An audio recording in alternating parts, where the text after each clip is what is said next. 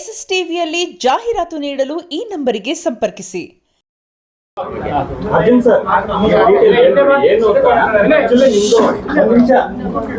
ಅಂದ್ರೆ ಏನು ವಿಚಾರಕ್ಕೆ ಏನು ಅಂತ ಒಂದು ಡೀಟೇಲ್ ಹೇಳ್ಬಿಡಿ, ಆಮೇಲೆ ಏನಿಲ್ಲ, ಸಿಂಪಲ್ ಮ್ಯಾಟ್ರು.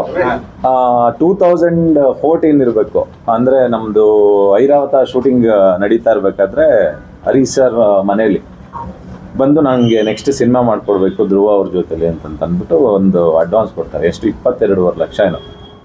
ಅದಾದ್ಮೇಲೆ ಐರಾವತ ಮುಗಿದಾದ್ಮೇಲೆ ಅವ್ರಿಗೆ ನಾನೇ ಕಾಲ್ ಮಾಡ್ತೀನಿ, ಸಿನಿಮಾ ಮುಗ್ದಿದೆ, ಇವಾಗ ಶುರು ಮಾಡೋಣ ಅಂತ ಅಂದ್ಬಿಟ್ಟು. ಓಕೆ, ನೀವು ಎಲ್ಲ ಕತೆ ಎಲ್ಲನೂ ರೆಡಿ ಮಾಡ್ಕೊಳ್ಳಿ ಡೈರೆಕ್ಟ್ರೆ, ಮಾಡೋಣ ಅಂತ ಅಂದ್ಬಿಟ್ಟು. ಸರಿ, ನನ್ನ ಆಫೀಸಲ್ಲಿ ಒಂದು 22 ಮೆಂಬರ್ಸ್ ನಮ್ದೆಲ್ಲ ನಮ್ಮ ಟೀಮಿಗೆಲ್ಲ ಇಟ್ಕೊಂಡು ಒಂದು 8-9 ತಿಂಗಳು ಕೆಲಸ ಮಾಡ್ತೀವಿ. ಎಲ್ಲ ರೆಡಿ ಆಗುತ್ತೆ.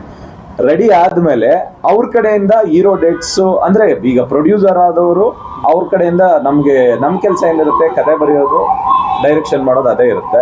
ಪ್ರೊಡ್ಯೂಸರ್ ಆದವರು ಡೇಟ್ಸ್ಗಳನ್ನ ತೊಗೊಂಬರ್ಬೇಕು. ಅವ್ರ ಕಡೆಯಿಂದ ಅದನ್ನು ತರೋಕ್ಕಾಗಲಿಲ್ಲ. 1 ವರ್ಷ 8-9 ತಿಂಗಳಾಯಿತು, ತಿರ್ಗಾ 1 ವರ್ಷ ಆಯಿತು, 1.5 ವರ್ಷ ಆಯಿತು. 1.5 ವರ್ಷದವರೆಗೂ ಬರ್ತೀನಿ ಅಂತ ಅಂದ್ಕೊಂಡು ಒಂದು 15 ದಿನ, 1 ತಿಂಗಳು ಈ ಥರ ಕಾಯಿಸ್ಕೊಂಡು 1 ವರ್ಷ 4 ತಿಂಗಳು ನಾವು ವೆಯ್ಟ್ ಮಾಡಿದೀವಿ ಅವ್ರಿಗೋಸ್ಕರ.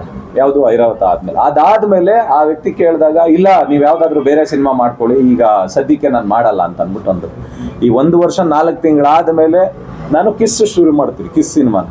ಇದೆಲ್ಲ ಆಗಿ ಕರೋನಾ ಟೈಮಲ್ಲಿ ನನ್ನ ಹತ್ರ ಬಂದು, ಇಲ್ಲ ನನಗೆ ತುಂಬಾ ಪ್ರಾಬ್ಲಮ್ ಇದೆ, ನನಗೆ ದುಡ್ಡು ಬೇಕು ಅಂತಂದ್ಬಿಟ್ಟು ಕೇಳಿದಾಗ ಹತ್ತತ್ರ 8.5 ಲಕ್ಷನೋ 9 ಲಕ್ಷನೋ ಬ್ಯಾಂಕಲ್ಲಿ ಟ್ರಾನ್ಸ್ಫರ್ ಮಾಡಿಬಿಟ್ಟು ಮಿಕ್ಕಿದ್ದು ದುಡ್ಡನ್ನ ಆಫೀಸ್ ಖರ್ಚಿಗೆ ಯಾವುದಕ್ಕೂ, ಹುಡುಗರುಗಳಿಗಾಗ್ಲಿ ಅಸಿಸ್ಟೆಂಟ್ ಡೈರೆಕ್ಟರ್ಗಾಗ್ಲಿ ಯಾವುದಕ್ಕೂ ದುಡ್ಡು ಕೊಟ್ಟಿರಲ್ಲ.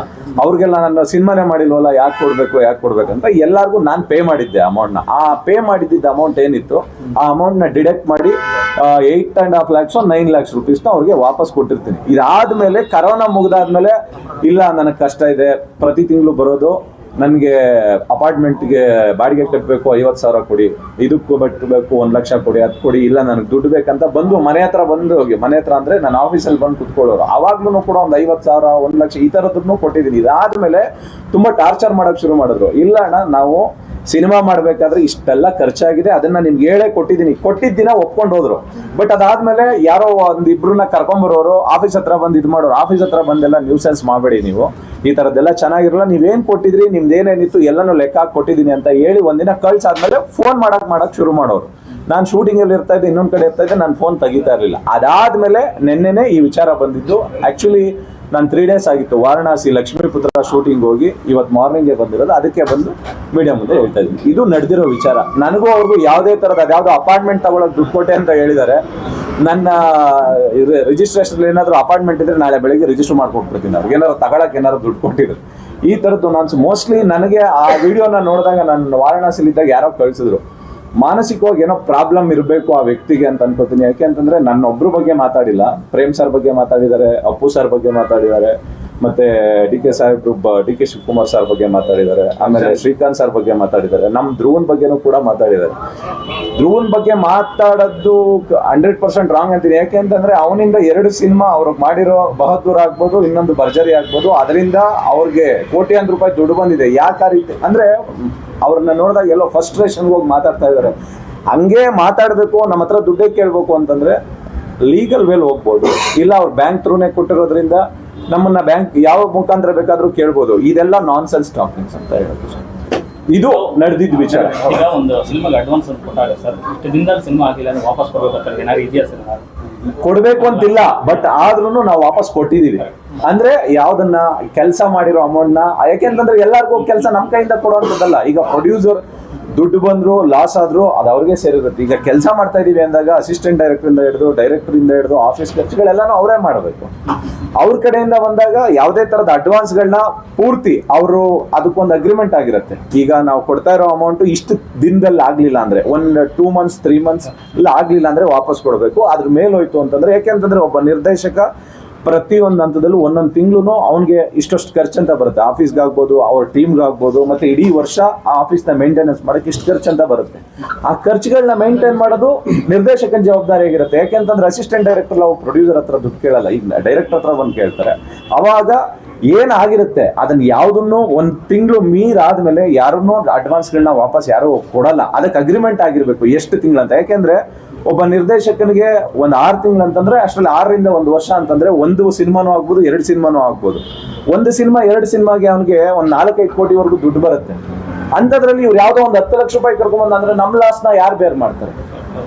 ಇದನ್ನ ಅಂದ್ರೆ ಆ ಸ್ಟೇಜಲ್ಲಿ ನಿಂತ್ಕೊಂಡು ಏನೇ ಕೇಳಬೇಕು ಅಂದ್ರೆ ಯಾವುದೇ ನಿರ್ಮಾಪಕರು ಅದನ್ನು ನೇರವಾಗಿ ಬಂದು ಕೇಳ್ಬೋದಲ್ಲ. ಅಷ್ಟು ತಾಕತ್ತಿದ್ರೆ, ಅಷ್ಟೊಂದು ರೈಟ್ಸ್ ಇತ್ತು ಅಂತಂದ್ರೆ.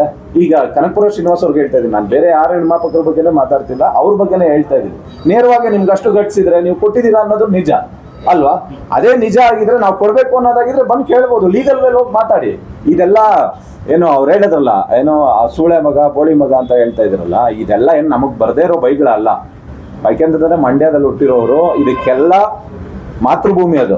ಯಾವ್ದು ಈ ಅಮ್ಮನ ಅಕ್ಕನ್ ಸೂಳೆ ಮಗ ಅನ್ನೋದಕ್ಕೆಲ್ಲ ಅಲ್ಲಿಂದನೇ ಬಂದಿರೋದು. ಅದನ್ನೆಲ್ಲ ಮಾತಾಡಕ್ಕಾಗಲ್ಲ. ಅವ್ರಿಗೇನು ಬೈಯೋದು ಇವಾಗ ಕನಕಪುರ ಶ್ರೀನಿವಾಸ್ ಇಂಥವ್ರು ಅಂತ ಬೈಯೋದು 2 ನಿಮಿಷದ ಕೆಲಸ. ಬೈದ್ ಬಿಟ್ರೆ ಕೊಚ್ಚೆ ಮೇಲೆ ಕಲ್ಲಾಗ್ತಂಗೆ ಅವ್ರಿಗೂ ನಮಗೂ ವ್ಯತ್ಯಾಸ ಇರೋದು.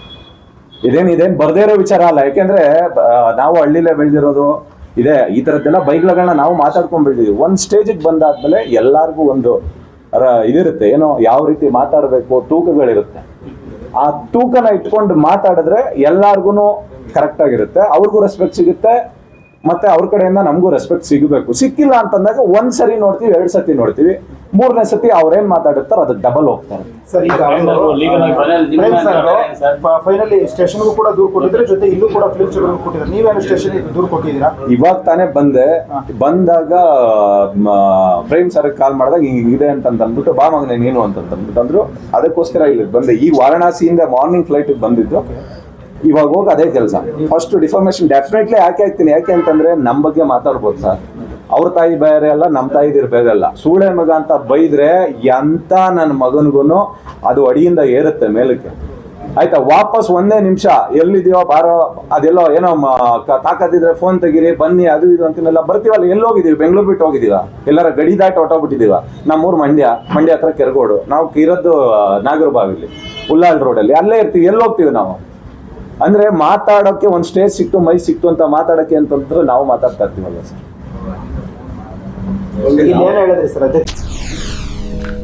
SS ಟಿವಿ, ಸಿನಿಮಾ ಜಗತ್ತಿನ ಕ್ಷಣ ಕ್ಷಣದ ಸುದ್ದಿಯೊಂದಿಗೆ.